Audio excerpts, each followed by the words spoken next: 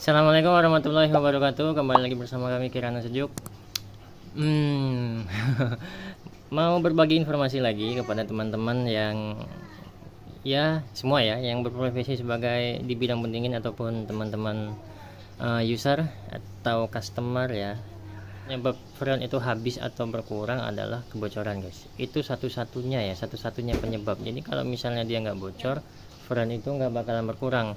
Nah, ini kami dapat kasus kemarin dimintain order buat ganti indoor, katanya karena indoornya bocor. Sudah diservis 3 kali dan menghabiskan biaya itu sekitar 1.200.000 kalau saya nggak salah dengar kemarin ya. Tapi penyakit tidak kunjung sembuh dan minta bantuan ke kami kebetulan ya. Jadi kami cek, ternyata memang bocor tapi tidak di indoor. Jadi kami tidak memanfaatkan kesempatan ya sebenarnya. Kesempatan untuk orang mengganti indoor kan sebenarnya lebih tinggi itu ya, biayanya lumayan. Tapi kami tidak memanfaatkan kesempatan hanya mengganti indoor karena bukan kami tidak percaya dengan pekerjaan orang lain, tapi kami harus meng-cross check, jangan sampai besok setelah kita ganti indoor ternyata penyakitnya tidak sembuh.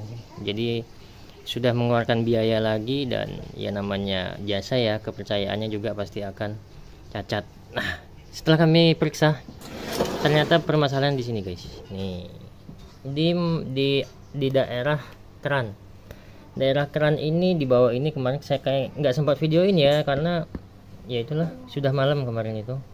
Jarang-jarang kerja malam, kemarin kebetulan malam karena ya yang meminta juga masih ada hubungan baik dengan kami ya. Dan ini kami langsung tertuju kepada ini, guys. Penyebab sebagai bukan satu-satunya, tapi mungkin salah satu penyebab kebocoran utamanya itu di sini karena banyak banget oli sampai netes di sini ya kemarin tuh ya. Di bawah ini ada beberapa tetes oli. Nah, ini masih ada nih. Setelah kita cek ya, setelah kami cek di sini terdapat kebocoran ya di sini, di pipa yang besar ya, di pipa isap. Dan penyebab kebocorannya itu karena ini, guys. Bisa nggak ya ini? Ini masih bisa ya, masih bisa kerekam nih. Tuh, ini bautnya slack, dratnya slack. Nepelnya ada di sana ya, ditinggal. Kalau misalnya ada, besok kita lihat kondisi nepelnya itu sudah slack berat ya. Jadi ini penyebabnya itu karena pemasangan yang ininya tidak pas, dratnya itu belum pas, tapi dipaksa diputar pakai kunci Inggris. Jadi kalau misalnya kita masang ini jangan dipaksa ya, guys, harus diputar pakai tangan gini, bisa kok. Kalau misalnya dia enteng ringan, diputar pakai tangan minimal sampai setengah dari nepelnya itu masuk, berarti dia udah bisa kita kencengin pakai kunci Inggris. Tapi kalau misalnya dia agak berat, agak serat, jangan dipaksa. Jadi kayak gini, guys. Jadi kalau ini yang harusnya kalau misalnya kemarin indoornya memang beneran sudah dilas, berarti harusnya permasalahannya sudah selesai, tapi dengan ini dia jadi permasalahan baru lagi. Jadi jadi double ya. Harusnya udah selesai jadi nggak selesai nih. Jadi mau nggak mau ini kita harus ganti keran. Kalau harga keran murah sih, sekitar 50 sampai 70 ribuan paling ya. Cuma masalahnya kalau udah ganti keran ini kan pekerjaannya kita harus membongkar semua komponen, bukan semua komponen ya, minimal membongkar semua cover ini ya, guys. Semua cover dari outdoor ini kita bongkar. Ini udah kita buka tadi, ini board-boardnya. Yang pasti ini kita buka. Ini kayak gini. Oke, ini kerannya ada di sini. Ini kerannya ini ya. Nih.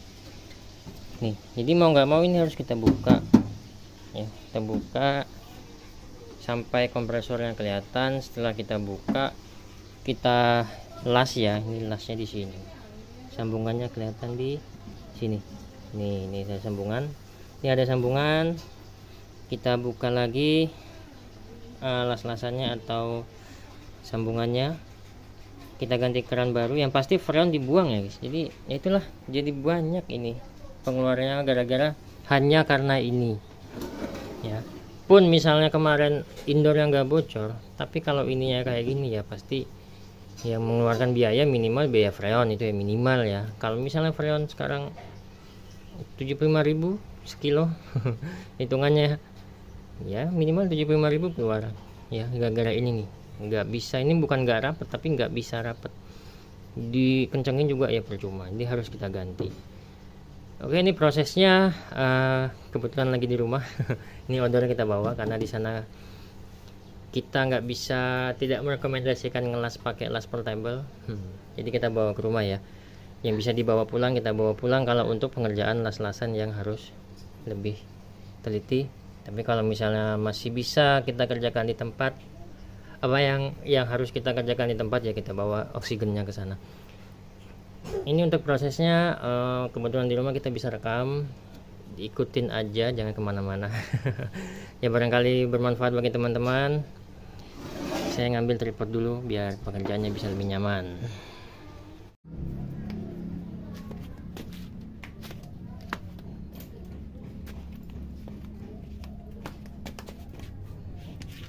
Oke guys, ini kita eksekusi.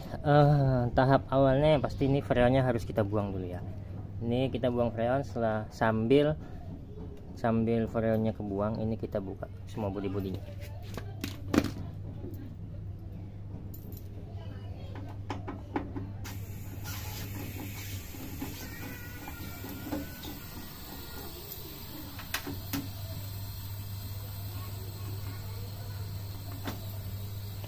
Baterainya habis guys. Kita ganti dulu. Ini kita ganti pakai yang bor aja. Karena kehabisan baterai.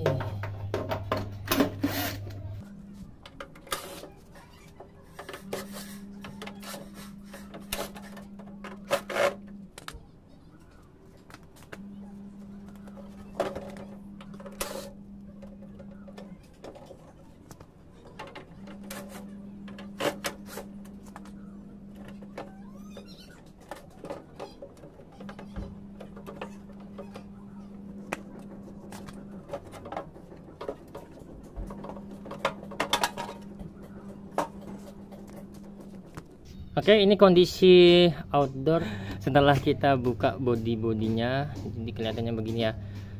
Dan nanti juga sebelum kita pasang lagi, ini pasti kita cuci lagi ya sekalian lah.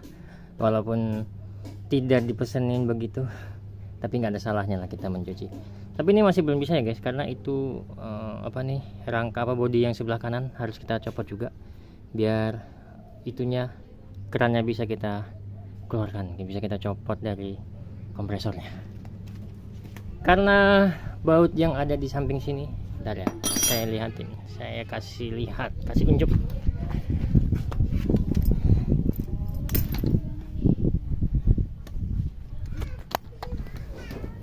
Ini ya guys, ini karena baut ini beresiko slack kalau kita buka dengan pakai obeng. Ini kan sebenarnya bisa pakai obeng plus ya, tapi agak susah ini pasti. Jadi kita buka pakai kunci 8, kunci T8.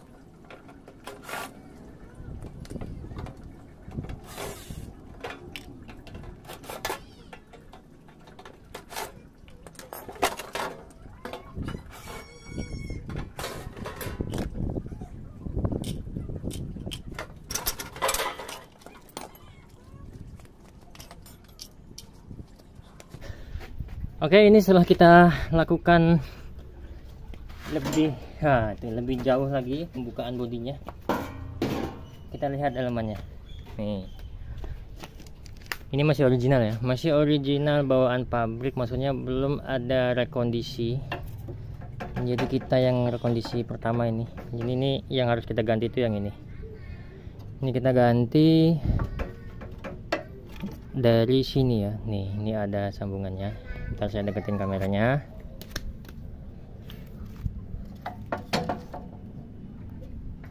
Nah ini, mana? Ini kelihatan ada apa ya? Ada sambungan di sini. Jadi nanti ini kita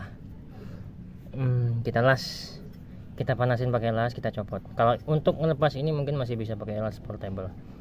Ya, tapi kalau untuk penyambungan lebih baik bisa pakai las portable, tapi lebih baik pakai oksigen lah, biar rapat. Karena kalau misalnya ini bermasalah lagi besok susah lagi kita buka ya. Oke guys, ini kita buka dulu. Setelah kita buka, mungkin pakai las portable aja yang ini. Nanti pemasangannya baru pakai las oksi asitelin sebenarnya, tapi kita nggak ada asitelin ya, pakai LPG ya, oksi LPG. Oke guys, ini setelah kita persiapkan ya, untuk menghemat waktu. Ini kita eksekusi saja supaya tidak terlalu lama, karena banyak kerjaan ini hari. Mau nggak mau ya harus berbagi waktu dengan pelanggan lain. Oh ini kebalik putarannya biar nggak ngerusak yang sebelahnya. Nah ini.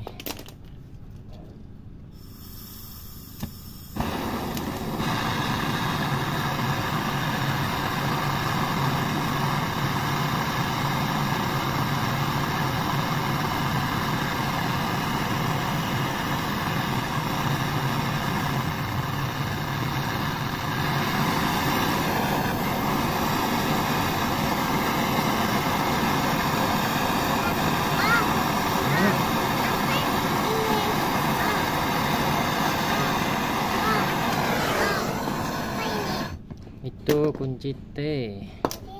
Iya. Ini sudah terlepas, jadi nanti kita beli di mana? Beli di toko saya. Toko perkakas. Oke, ini nanti kita bawa contohnya ya ke toko spare partnya, karena ini banyak macamnya ya guys. Ada yang dia miringnya ke sana, ada yang miring ke sini, ada yang ke atas. Kalau yang ke bawah saya belum ketemu. Tapi itu ada yang kanan, ada yang kiri, ada yang ke atas gini ya. Ada yang berliku-liku kayaknya. Tapi ini kita bawa contoh, yang pasti ini untuk pentil pengisian R410. R410 ini ya, ini agak besar daripada pentil pengisian biasa. Mana dia? Oh ini. Ini ya, lebih besar daripada pentil pengisian biasa yang R22. Bisa nggak diganti dengan yang R22? Bisa aja, tapi nanti jadi rancu ya. Kalau misalnya bukan kita yang servis lagi, jadi misalnya nih diservis sama orang lain, atau dia mau ngisi freon lagi yang lainnya, kita susah nanti mereka memastikan ini beneran R410 apa sudah diganti dengan R22 gitu loh kompresornya. Jadi mesti buka-buka gini kan agak susah. Jadi tidak ada salahnya kita untuk mempermudah urusan orang lain, supaya urusan kita juga dipermudah oleh Allah Subhanahu wa taala ya. Ini sudah, jadi tinggal dibelikan ini, kita ganti pentilnya ini, pentil pengisian ini. Karena ini nih ya guys, ini kelihatan nggak ya, ini karena karena selek ini sebenarnya kita harus mengganti sampai semuanya gini ya. Ini kita ganti dulu. Setelah kita ganti, kita cuci ya, termasuk overhaul sih sebenarnya ini, tapi ya itulah bonus lah buat pelanggannya, biar dia senang. Biar dia senang, kita juga dapat pahala insyaallah. Nanti kita lanjutin lagi. Saya cari dulu ininya karena nggak ada stok ini. Oke, ini setelah kita beli ya guys, beli keran 3/8 ini. Tapi ada sedikit perbedaan. Perbedaannya itu ini nih, pentil pengisiannya nggak ada yang R32 atau 410 gitu ya. Jadi ini masih pakai yang R22. Jadi mau nggak mau kita pakai ini, karena sudah 3 toko ditanya sama tidak tersedia yang untuk R410. Ini R410 itu ini ya, yang untuk pentil pengisian di sini nih. Nah ini kan ukurannya beda ya, R22 dan R410 atau R32. R40 dan R32 sama ukurannya, yang R22 agak kecil, tapi karena tidak adanya spare part yang sama, ya mau nggak mau ya harus kita pakai ini. Cuma ya misinya yang kemarin kita pakai konektor sekarang sudah tidak, ya mau nggak mau ya. Yang penting dia normal dan barangnya bagus. Mari kita pasang. Oke, ini untuk teknisnya ya. Yang pasti ini baut-bautnya ini kita masukin dulu. Kita pasang, kita masukin. Kita pasang ke sini, terus untuk ininya kita sesuaikan.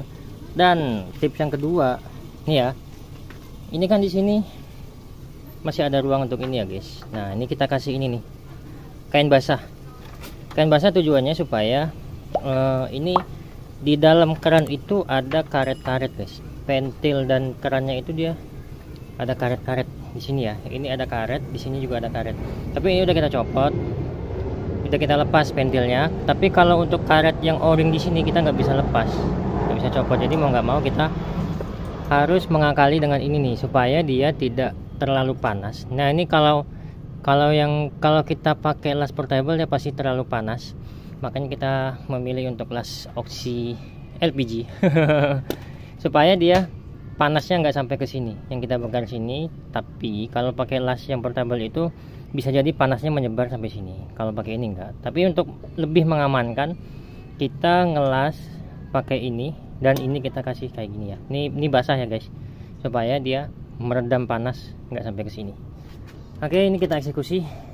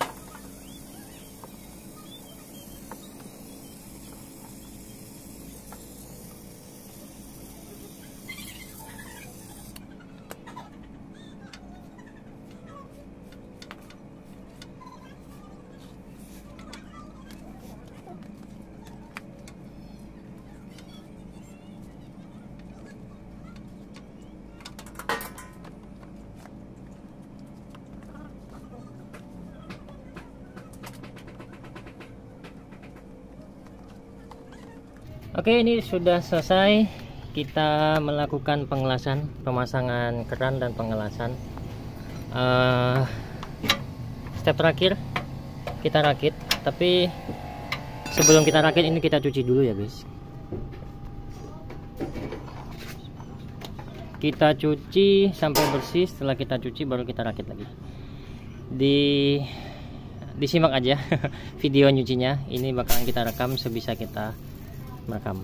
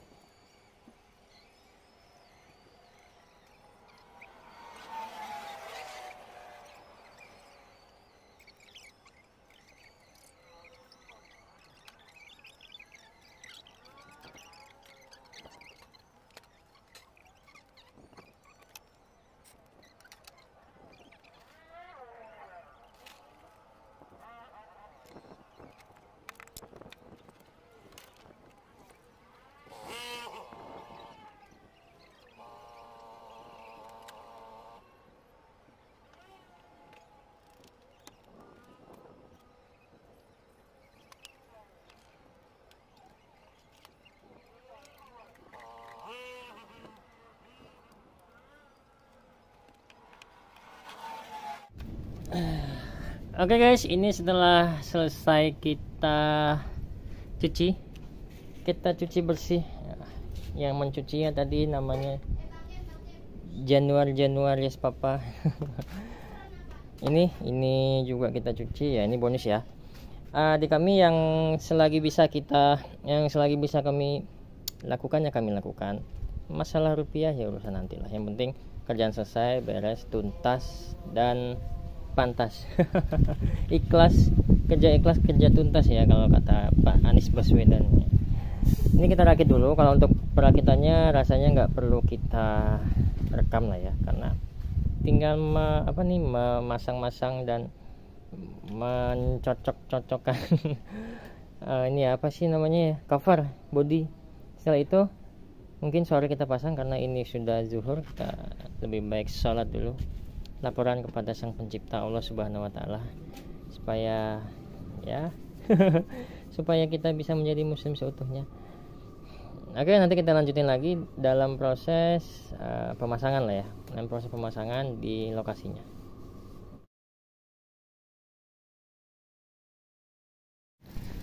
Ini kita lakukan setelah kita lakukan pergantian apa namanya itu ya, keran. Ini ya, setelah kita lakukan pergantian keran yang ini, yang isep, sekarang akan kita lakukan pemasangan di sini guys. Ini tuh sebenarnya gimana lah ya, ini harusnya juga ini masih bisa dirapikan ya, dirapikan di duct tape baru kita pasang, tapi kayaknya duct tape kita ketinggalan. Jadi ya sudahlah, ini langsung kita pasang aja lah ya. Dalam kondisi normal ini biasanya bakalan kita duct tape, apalagi pelanggan-pelanggan lama, karena ini juga mungkin pelanggan baru. Dan pertimbangannya kita tidak bawa duct tape, sekarang sudah jam 5, toko spare part juga udah pada tutup. Langsung kita pasang aja, yang penting normal dulu. Nanti mungkin kalau misalnya cleaning di kita rutin, kita rapikan gitu. Oke, ini untuk proses pemasangannya tidak ada yang spesial ya. Ya ini tinggal dipasang. Yang pasti napel kita ganti. Ini saya kasih unjuk napel yang bawaannya. Mana ya? Nah ini napel bawaannya guys. Napel bawaan yang selek juga. Nah nih, yang agak kelihatan. Nah ini ya, tuh kelihatan seleknya. Oke, ini kita pasang dulu. Nanti kita update setelah pemasangan selesai. Oke, ini setelah kita lakukan pemasangannya nggak ada yang istimewa ya. Tapi, nah ini, kami selalu memposisikan atau membuat kabel koneksinya seperti ini ya. Yang fungsinya nanti suatu saat kita maintain, kita bisa mencantolkan tang ampere di sini. Jadi nggak susah-susah lagi ya, nggak susah buka-buka, ya langsung dicantolin aja. Ya, terlepas dari kami atau bukan kami besok suatu saat yang maintain, tapi itu minimal bisa memudahkan orang lain. Oke, itu tips yang pertama. Yang kedua, karena dia kemarin bocor, sebenarnya dari sini kelihatan ya guys, karena kemarin malam kita juga nggak terlalu memperhatikan bagian bawah nih. Ini pas di bawah outdoor ternyata banyak oli tuh. Sebenarnya ini sudah menjadi indikasi kalau kebocoran ada di outdoor. Oke, tapi kita udah menemukan masalahnya. Ya kita lupakan lah, walaupun ini salah satu petunjuk yang terlewatkan. Yang kedua, ini karena dia karena kebocorannya ada di pipa isap dan olinya ada keluar sebagian, jadi ini harus kita tambah oli guys. Kita tambah oli supaya dia lebih awet ya, kompresornya juga lebih bagus. Nih olinya ya sama R410. Caranya ini kita taruh di tempat pengisian freon. Untuk pipa hisap jangan kita pasang dulu ininya pipanya ya, kita biarin gini dulu, terus ini dimasukin, tenggelamin segini aja dia. Nah segini, sip ya, jangan diturunin lagi, giniin. Mana kejadiannya? Belum gitu ya. Nah ini setelah kita perkirakan jumlahnya, kalau untuk cc nya saya kurang paham. Tapi kita perkirakan aja lah, mungkin sekitar 100 cc ya, mungkin lah ya, tapi saya nggak tahu itu ukurannya. Nah ini tinggal kita sumbat ya, kita taruh jari di sini. Nah ini kan hisap, nanti hisapannya akan ke sana. turunin dikit lagi.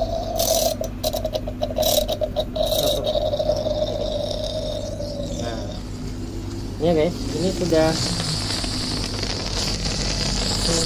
terlihat dia menghisap oli yang ada tadi yang ada di bawah tadi. Kalau kita lepas ininya, nah dia akan menghisap melalui sini. Tapi kalau kita taruh di sini, kita harus umpat di sini ya. Nah, dia hisapannya akan pindah ke selang ini. Oke, ini tips yang kedua karena dia habis bocor ya. Bocornya lumayan besar.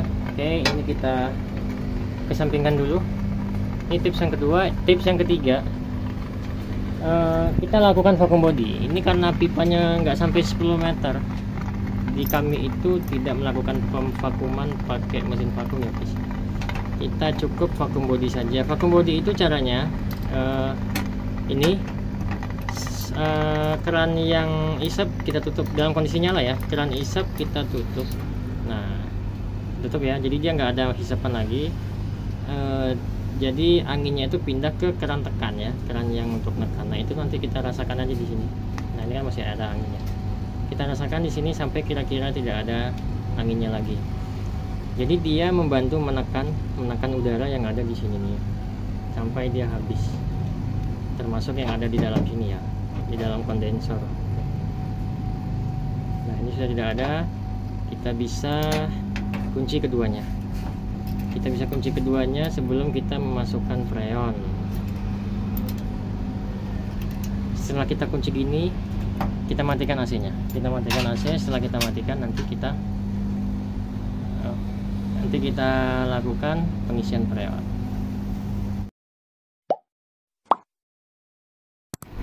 Ini tahap terakhir ya. Setelah kita lakukan semua prosedur yang tadi, ini tahap terakhir pengisian freon. Ya, sebenarnya ini harus kita ukur ampernya juga, tapi karena itulah tas yang berisi tang amper sama duct tape ketinggalan. Ya, mau nggak mau kita hanya berpatokan dengan tekanan freon. Untuk R40 tekanan freonnya itu antara 140 sampai 170 PSI ya guys. Tapi kita biasa mengisi itu di 150 PSI aja. Walaupun ampernya masih rendah, tapi kita tetap mengisi di 150, nggak ditambah ke 180 gitu ya. Itu juga udah dingin. Kalau misalnya mau ditambah juga monggo silakan. Tapi kami tidak merekomendasikan untuk mengisi freon lebih tinggi ya. Oke, ini kita isi. Itunya sudah, tinggal kita sesuaikan. Kita isi sampai di 150 PSI. Ini setelah kita lakukan pengisian sekitar 150 PSI, lebih dikit ya. Kita lakukan pengetesan. Pengetesan di dalam maksudnya, melihat udah dingin apa belum. Cara gampang, kalau misalnya indoornya itu jauh ya, untuk melihat dia sudah dingin apa belumnya itu cara termudahnya ya dari outdoor. Dari outdoor caranya tinggal dengan melihat pipa kecilnya, dan kedua pipa sebenarnya, tapi yang paling dingin itu adalah di pipa kecil ya. Di pipa kecil tuh, ini harus dingin guys, harus berembun dan dingin sekali ya, tidak beku ya, tapi dingin banget. Nanti di pipa besar juga akan ada hawa sejuk. Nah, jadi di pipa besar ini bukan hangat ya, atau bukan biasa, tapi ada hawa sejuknya. Tidak sedingin pipa bawah, tapi dia harus ada sejuk-sejuknya gitu ya. Nah, adem-adem gitu. Kalau mungkin suhu kamar di 20 di 28 sampai 30 ya, ini mungkin di 27 derajat lah. Nah, ini mungkin bisa di 5 derajat atau di 8 derajat gitu ya. Nah, ini dingin banget tapi tidak beku ya, dan ini sejuk. Nah, itu tanda cara menandakan atau melihat dingin atau tidaknya indoor di dalam itu tanpa kita harus ke dalam indoornya ya. Tapi kalau indoornya deket ya tinggal turun tangga terus ya rasain di dalam.